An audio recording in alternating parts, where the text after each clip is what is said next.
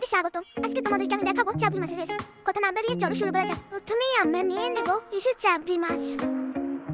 তার ভিতর দিয়ে দিব অল্প একটু হলুদ, আর দিয়ে দিব অল্প একটু লবণ, দিয়ে এটিকে ভালোভাবে মেখে নেব। মাছটি মাখা হয়ে গেলে এবার একটি প্যানে তেল গরম করে নেব। তেলটি গরম হয়ে গেলে এর ভিতরে দিয়ে দিব হলুদ মাখা মাছগুলো। ভালোভাবে মাছটি দিয়ে হালকা আঁচে রেখে মাছগুলিকে ভেজে নিতে হবে। মাছগুলো ভেজে উল্টিয়ে দিতে হবে।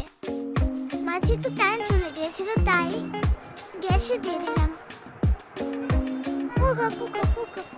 মাছগুলো ভাজা হয়ে গেলে একটি পাত্রে উঠিয়ে রাখতে হবে। তারপর অবশিষ্ট তেলের ভিতরে দিয়ে দেবো পেঁয়াজ এবং মরিচ কুচি, দিয়ে ভালোভাবে এটিকে ভেজে নিতে হবে। ভাজা প্রায় হয়ে এসেছে। এর ভিতরে দিয়ে দেবো মশলা বাটা, পেঁয়াজ এবং রসুন বাটা, দিয়ে ভালোভাবে এটিকে ভেজে নিতে হবে। ভাজা হয়ে গেলে এর ভিতরে দিয়ে দেবো হলুদ, মরিচ, লবণ এবং হালকা গরম মশলা, দিয়ে ভালোভাবে এটিকে কষিয়ে নিব। একটু সামান্য পানি দেব যাতে মশলাটি পুড়ে না যায়।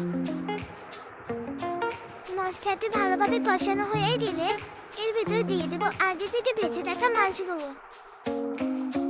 দিয়ে আস্তে আস্তে এগুলোকে মাছটিকে নেড়ে নেব। বেশি জোরে নাড়া যাবে না, তাহলে মাছগুলো ভেঙে যেতে পারে। তারপর দিয়ে দেব অল্প অল্প একটু পানি, যাতে ভালোভাবে মাছটা কষানো হয়। এবার দিয়ে দিব অল্প কিছু আলু, দিয়ে এটিকে আস্তে আস্তে নেড়ে নেব। বেশি নাড়া যাবে না। তারপর দিয়ে দেব পরিমাণ মতো পানি দিয়ে অল্প করে নেড়ে দিব। তারপর কিছুক্ষণ পরে ঢাকনা তুলে এটিকে আস্তে আস্তে নেড়ে নিতে হবে। দেখবো আলুটি সেদ্ধ হয়েছে, মাছটা প্রায় হয়ে এসেছে। কিছুক্ষণ পরে এটিকে নামিয়ে নেব। তাহলে রেডি আমাদের মাছ রান্না। এই দেখো আমাদের মাছ রান্না সম্পূর্ণ হয়ে গেছে। দেখতে কতটা লোভনীয় লাগছে। ভিডিওটি ভালো লাগলে লাইক এন্ড সাবস্ক্রাইব করে দিবেন।